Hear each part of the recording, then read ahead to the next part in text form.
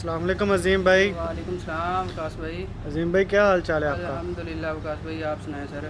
अल्हम्दुलिल्लाह। तो अजीम भाई आज किस चीज़ का नुस्खा बता रहे हैं? विकास भाई आज लेके हैं जी अपने व्यूअर्स के लिए यूरिक एसिड का नुस्खा।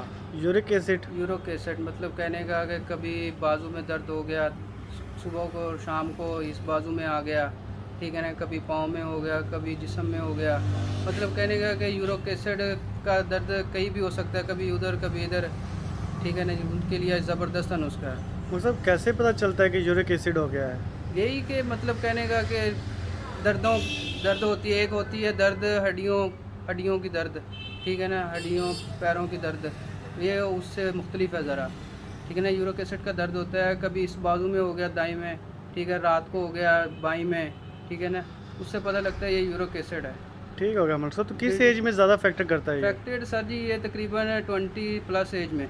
अच्छा, मतलब 20+ एज में ये मोस्टली लोगों को हो जाता हाँ है। जी। तो मलिक साहब जो हमारा नुस्खा है ये मर्द हजरात दोनों के लिए, ख़वातीन और हजरात दोनों के लिए? जो मर्जी खा सकता है। ठीक हो गया मलिक साहब। तो ये कितने में तैयार हो जाएगा मलिक साहब? बस भाई मैक्सिमम ये आप खा सकते, बन जाएगा तकरीबन 300 से 400 में। बस बस 300 से 400 में हमारा यूरिक एसिड का नुस्खा तैयार होगा। हाँ जी बिल्कुल। तो बताइएगा मलिक साहब क्या जा रहा है इसमें आज सबसे पहले? सबसे पहले जाएगा विकास भाई सतावर। सतावर। हाँ जी। ठीक हो गया मलिक साहब। ठीक तो है। ये कितने ग्राम जा रहा है मलिक ये साहब? लेंगे विकास भाई 100 ग्राम। हमने सतावर 100 ग्राम लेना है। हाँ जी 100 ठीक हो गया ग्राम। मलिक साहब। और उसके बाद हमारे पास उसके क्या? बाद आ गया अश्वगंध नगोरी। असगंध गोरी। हाँ जी, इसे इंडियन ज़ुबान में अश्वगंधा भी बोलते हैं। अच्छा, अश्वगंधा भी बोलते हाँ हैं जी। और असगंध गोरी इसका अश्वगंध नाम है। नगोरी भी बोलते हैं। ठीक हो गया मलिक साहब। तो ये कितने ग्राम जा रहा है? ये लेनी है सर आपने 50 ग्राम। अच्छा, ये जो हमारे पास है ये हमने 100 ग्राम लेना है हाँ जी और इसके बाद ये हमने लेने हैं 50 ग्राम। 50 ग्राम। ठीक हो गया मलिक साहब। तो ये क्या चीज़ पड़ी ये है? आ गई सर दार चीनी। अच्छा, दालचीनी जो चाय में भी इस्तेमाल होती है। चाय भी मसाले में भी, ठीक है ना जी। ये वो वाली है दालचीनी, ये भी आपने लेनी है 50 ग्राम। ये भी 50 ये ग्राम। भी 50 ग्राम।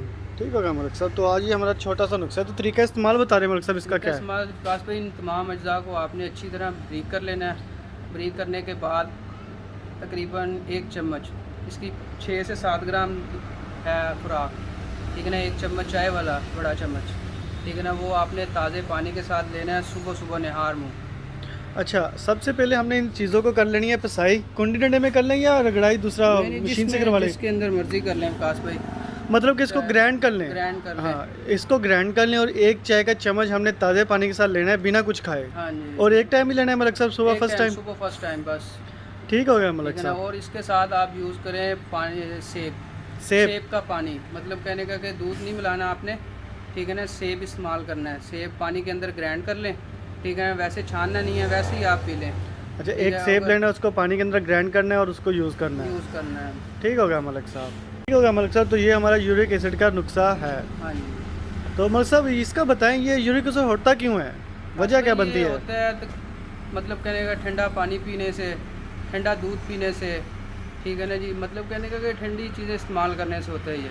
आप पानी यूज़ करें, ताज़ा पानी यूज़ करें, नीम गर्म पानी को बॉयल करके वो इस्तेमाल करें, आपको कभी भी यूरिक एसिड नहीं होगा, ठीक है ना जी। दूध आप ज़रा थोड़ा सा नीम गर्म पिएँ, ठीक है ना, इसकी वजह से होता है, और तो कोई मसला नहीं है। ठीक हो गया मलिक साहब।